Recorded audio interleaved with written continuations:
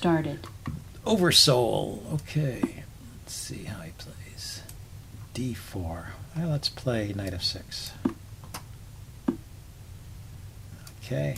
Been a lot of these kind of slow queen's pawn openings lately. Oh, he goes with g3. That's a different way to play it. Let's go ahead and play c5. If he takes, I have the check and take back, or knight knight a6 in this case would take back. Okay, but he's not interested in taking that pawn. Let's develop the knight then and put some more pressure on it and see if we can force something. Okay, so he's going to defend the pawn. Let's see. This bishop, where do I want this bishop to go? Maybe this bishop wants to stay over here on the queen side. So let's go here and bishop to b7 to counteract his bishop along this diagonal. The bishop on g2. Okay, so now he takes. And I get in bishop to b7. So I think this should be okay for me. Now I can play my e-pawn forward, develop my bishop out here. He's putting his rook on the e-file. So maybe he's going to play e4 right away. I can take at the moment, though. Let's just make sure this pawn is not pinned. Okay, now he's just throwing out moves and not thinking. Well, I have time. That's a nice thing about this time controls. I can think even if my opponent isn't thinking. And so he's lining up for maybe an attack over here on the king. What can I do? I can think about pushing the d-pawn and breaking things open right away. I'd want to lift the queen up off the back rank, though, and maybe get a rook over here. I wonder if queen to b6 is an idea. Yeah, just queen c7 seems fine. He doesn't have any pieces that can harass it.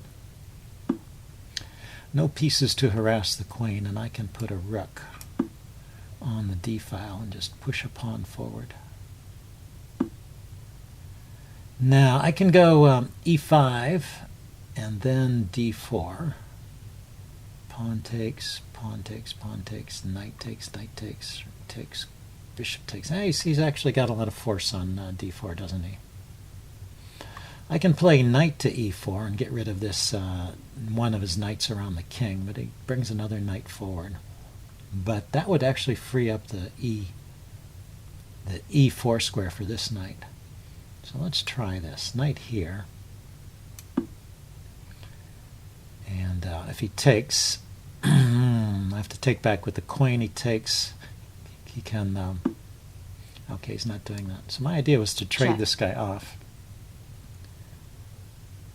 And then play knight to e4. Looks like a good square for that knight.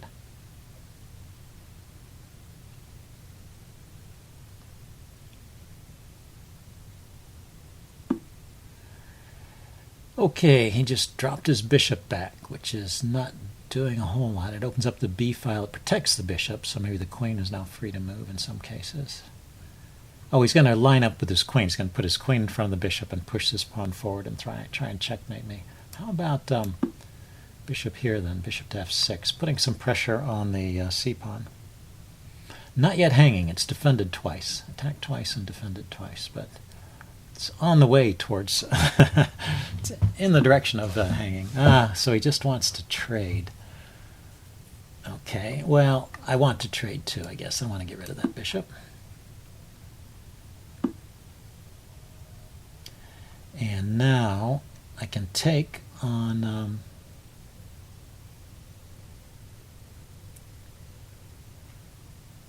c4, or I can push to d4. Pawn takes, knight takes. I've got it protected by the rook.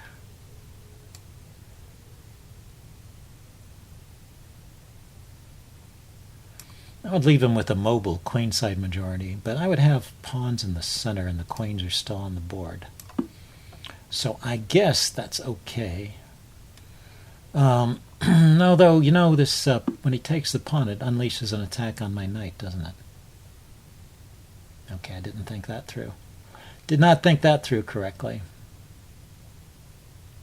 So pawn takes, rook takes, bishop takes, queen takes. He's got a rook for 2 pieces. And but if I retreat the knight, I'm just down a pawn. Okay. Instead of retreating the knight, how about I protect the knight this way? I treat this like a sacrifice meant to give me a good knight, a strong knight. With some dubious compensation. Okay, but he didn't.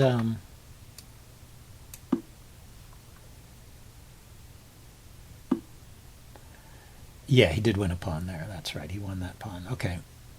So what can I do now? Put a little more pressure on the rook with queen to b6. He can push the pawn forward. I can just take it.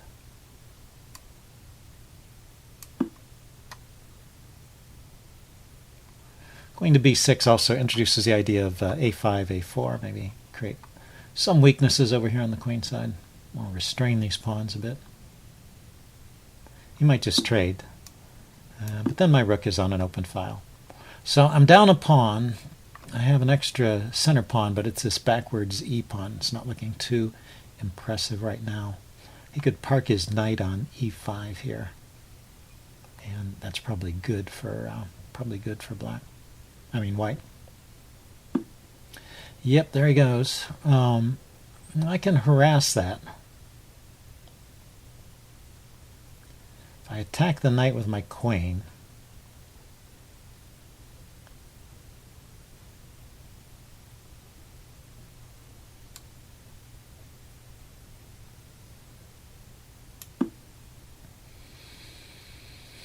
he can defend it by playing. No, he can't. He can't move the. He cannot move the f pawn because I've pinned it. And now, isn't he losing material now? I'm hitting his queen and I'm hitting the rook. I mean, hitting the knight. He defends with the queen.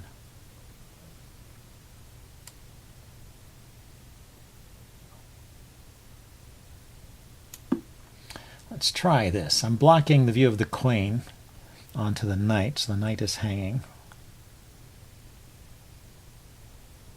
If he attacks the rook, I can take it. There's still a problem. I can take the knight here, but then he can play pawn to f3.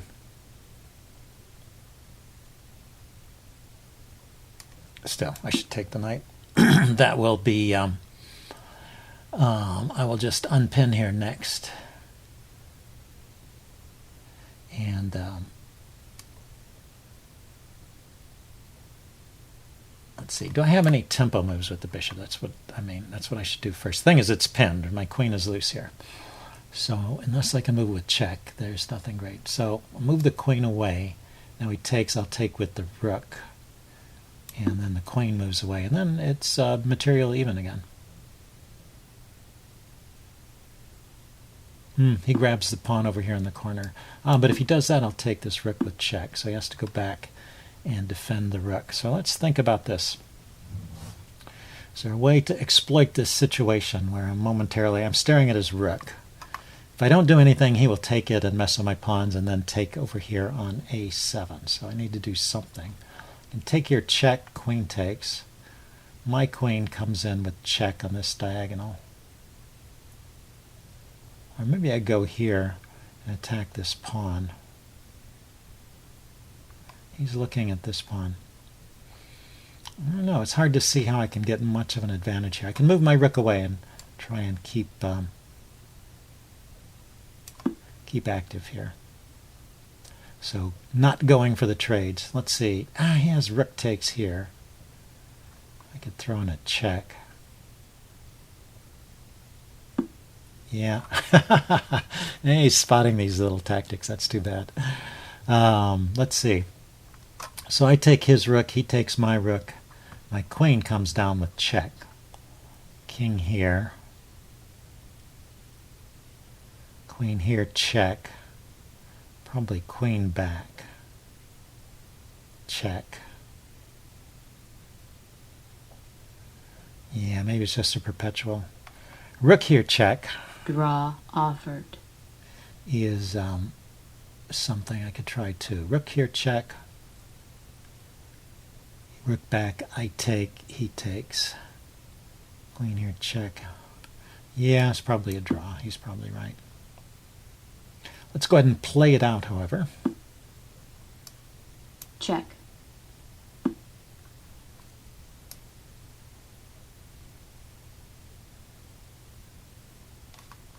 If I check here, queen takes, pawn takes, his king is in time to stop that pawn.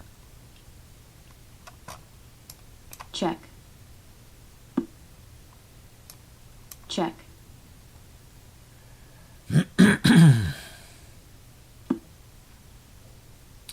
So, I guess I could keep checking, huh? Check.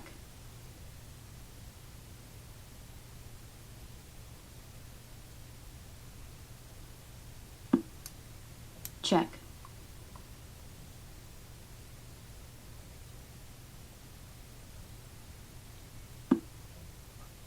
Ah, he's going for more than a draw. I don't want to take. That would help him out. Check.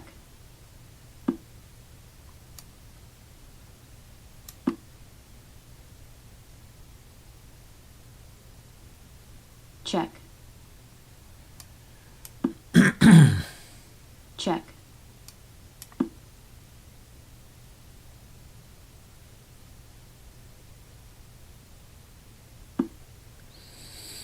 Okay, so he comes over and defends the b pawn.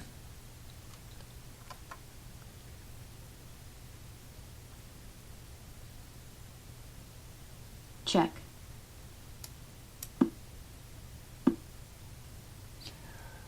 Okay, so now here, this is coming in. This is dangerous, isn't it? Going for a check here. And I'm defending my pawn.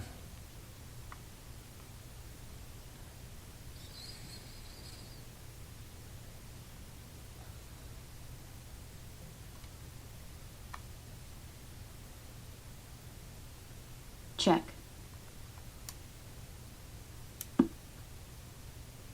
Check.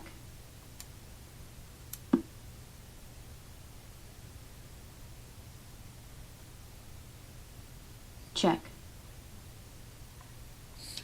Okay, well that's interesting. My king is in the square of these pawns, so this should be drawn too. Although maybe he's losing, because I have the outside passed pawn. Should have gone for the perpetual check. Huh, nice little trick in the endgame, huh? He has to move his king away eventually. And then I'll come over and gather up these pawns over here on the king side. Here's the critical moment where he has to move with his king.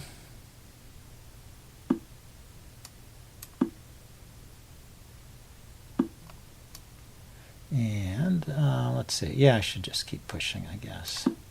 That's simplest.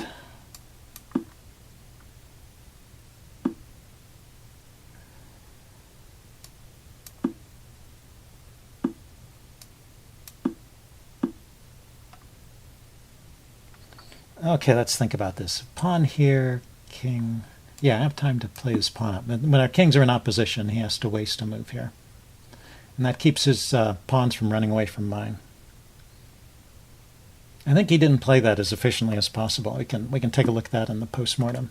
I think he could have played that better. Not entirely sure that was winning. But this is. Because I get here in time to defend the pawn. And he has nowhere to go. White resigns. Okay, well, interesting game. I will upload this and do a postmortem. See you guys later. Bye.